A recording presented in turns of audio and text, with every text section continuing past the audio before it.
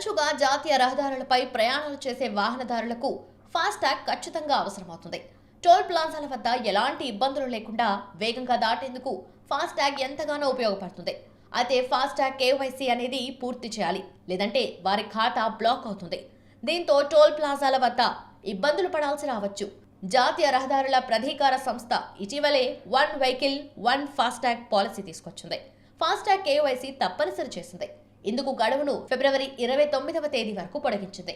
అంటే మరో 3 రోజుల్లో ఈ గడువు సైతం ముగియనుంది.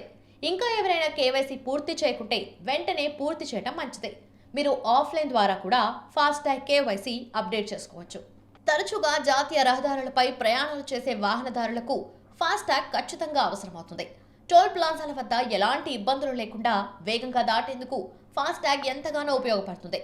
అయితే ఫాస్టాగ్ కేవైసీ అనేది పూర్తి చేయాలి, లేదంటే వారి ఖాతా బ్లాక్ అవుతుంది. దీంతో టోల్ ప్లాజాల వద్ద ఇబ్బందులు పడాల్సి రావచ్చు.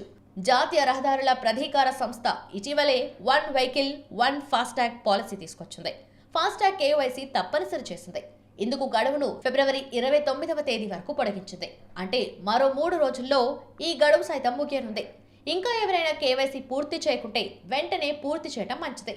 మీరు ఆఫ్లైన్ ద్వారా కూడా ఫాస్టాగ్ కేవైసీ అప్డేట్ చేసుకోవచ్చు.